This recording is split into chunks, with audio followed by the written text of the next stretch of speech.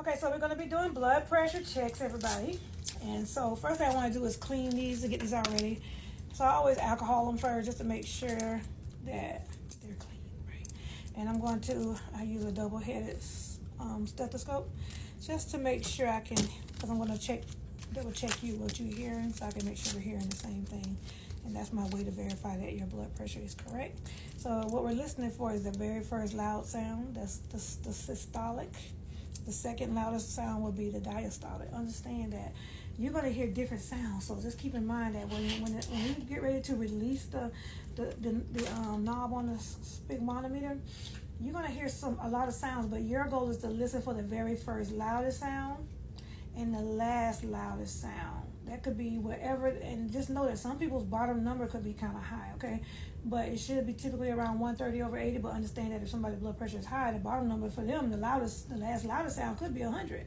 So you don't want to, so you may keep going thinking you're listening for a sound that's not coming because you already passed it. So just keep in mind that what you're going to hear, and it should sound kind of like a swoosh, swoosh, because that's the blood hitting the vessels. So when you're contracting it and you're pumping it up, you're making it tight so you can hear those sounds pretty clearly. So you're going to be placing the end of the stethoscope over the brachial artery, and that's always on the inside of the arm. So people all the time want to be way out here. Like when you do CPR, that brachial is where you check it for the baby.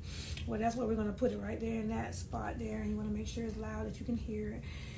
And let's do it. Let's just see what we do. Okay. All right. Good, because you see that the artery, and it does show, go higher, there we go. And you can see the artery, and it lets you know the other way around. And make sure, and this, let me just tell you, this needs to be lined up with that brachial. See how this is telling, because this is where you're going to put the stethoscope. So let's loosen it a little bit, because I want to make sure now we're going to tighten that pretty snug around her arm. See, kind of like that. Make sense? Mm-hmm. Okay. I want to take it up a little bit. Let's take this up a little higher, because you got to be able to fit your stethoscope under here. So unfasten this from me. Here. I need you to go up a little bit higher. Let's loosen it. Tell me if it's too tight. She okay. She okay. Tighten it up a little bit more. Pull it. Take it. I need you to go away from it, because you got to pull it tighter. There you go. Now I think we're good. Okay. Okay, cool. And it kind of shows you here kind of how to do it. Okay, now you're going to take this part, because you'll be in control of this part. Right. Now, and you're going to have your earpiece ready. And keep in mind that when you're doing it, if you have anything dangling or touching, it's going to make noise, and it's going to alter the sound. You won't be able to hear. I want everything to be kind of straight needle. And this can go here too. It helps you to read it like that. So that's why you have this little thing on the back, okay? Because that way you can kind of, if you ain't have any help, I could hold it for you, but just so you know, you can lay it there, okay? All right, now we're going to put these in your ear, and I did clean them already. Can you hear it pretty good? Okay. And it's right here. Make sure, and this is good in your ear? Mm-hmm. Okay, so now you got one more thing to hold in your hand. Okay, so remember she said righty-tighty, and kind of either hold it like this or here, but just don't use your thumb. Okay, and I need you to push it tight so you can be on that brachial. Okay, one thing I want you to know, I'm taking this out. You can ask the patient what's her typical blood pressure, because you kind of want to know how high to go. If she doesn't know, then you just go to, up at least. You want to at least probably go to about, do you have a typical blood pressure? Okay, you don't know what it usually runs. Okay, so let's just go up to about, let's go to 180, okay? And that's a little high, but we'll just see what we can hear from the 180 mark. Did you tighten the whole? Mm-hmm. Okay, good.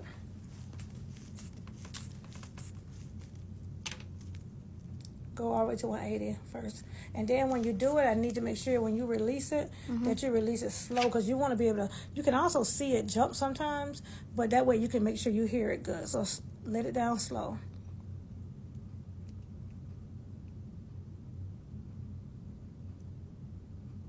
A little, yeah. Let it go. Okay, let it go.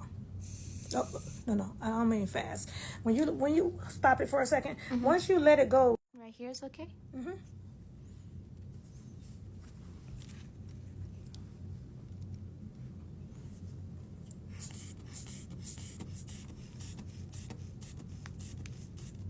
Okay.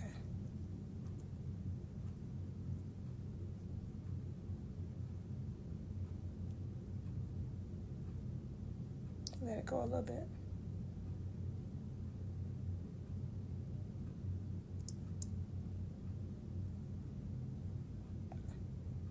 Open it a little bit more. Yeah, let me try it for a minute. Hold on, let me show you. Just enough that it goes steady. Mm-hmm. Now start listening.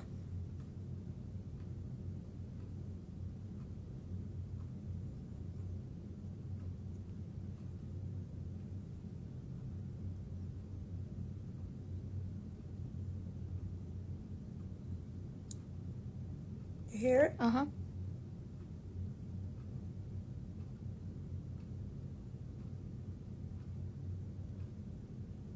And there's the little one. Let it keep going. Let it go? Yeah. I want you to, okay, so what did you hear? The first number. Show me on here where you think you heard it at. Around here. No, so the first one I heard about 110. I needed, so it was a little, okay, good. Is that what, did Yes, you hear? this Oh, right okay, here. okay, yes, good. And the second one you heard where? Right around. Good in front of here. job. It was good. Well, hers was good. You can hear it. the swoosh. Yeah, yours is good. Yeah, good. Okay, good. Perfect. Couple things about the blood pressure. So I'm sorry I didn't realize I had went away from the meter, so you couldn't see the exact blood pressure. But hers was about 110 over 67, 68. But typically, so we did go up to the 180 mark to start. You really don't want to go that high. If you know they run a little low, like hers being at 110, we would have been okay to start at the 150. So just try to find out from the patient or whoever you're doing the blood pressure on what they typically run, and you want to try to go a little bit higher, go above that, of course. But 180 is a little snug, but that is giving you that will give you the opportunity to open it up enough so that you can it can catch up, and then you can start listening.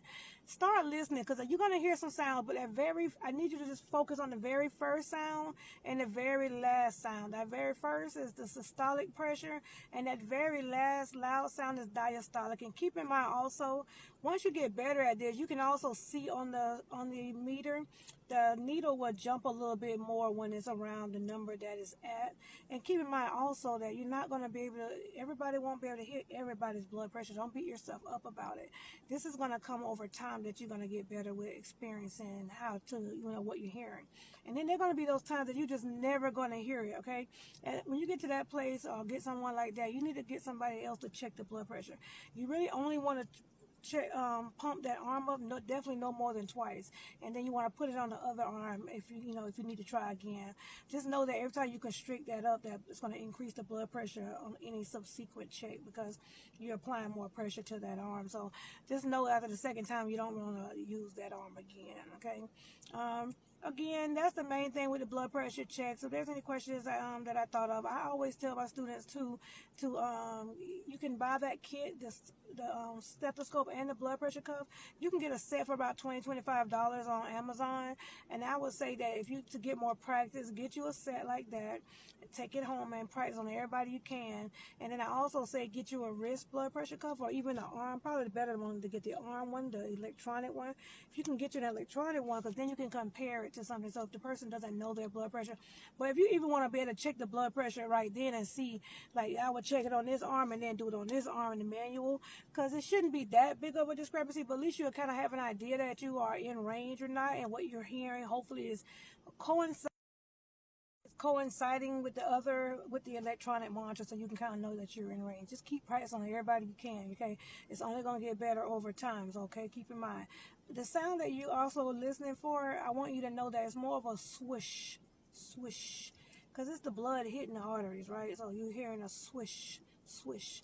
That's the kind of sound you listen for. You're going to hear some random sounds. That's why I want to make sure your tubes is all not touching each other and hitting onto anything, because in order to hear the blood pressure the clearest, you need a completely quiet room, and you need to be able to make sure that your lines are not hitting anything, and that your stethoscope is turned on, because that stethoscope head, it twists back and forth. You want to make sure that you have it turned on and not off, okay? So that's another thing. So yeah, hopefully that helps you learn manual blood pressures. Keep in mind, if you are going into medical assistant training, even if you're a CNA in training or in just need a review, that the blood pressure, the manual is important if somebody's blood pressure is always running high. The most accurate way to get that blood pressure is with a manual cuff. So your doctor is going to ask you to please get a manual on the person. If there's somebody that they know continues to be high or there's any kind of issue with their blood pressure, they're going to want you to do a manual blood pressure. So you definitely want to learn over time. And if you think about going into medical assistant training or CNA training, you're going to want to do that. Now, for the CNA exam, you don't have to do blood pressures. But for the medical assistant, you know, that's a really big, important role for you. So on the sphygmomanometer, which is the dial here with all the numbers, I just want you to be aware of how to read it, okay? So where it says 160 and then 180, that's 10 between. So you want to go in between 160, 170, 180. The little small lines are 2. So if it hit 162, 164, 168, 170, that's how you would read that, okay? So just keep in mind that is how you read the dial. The big dark lines are 10s, and the little small ones are 2 points.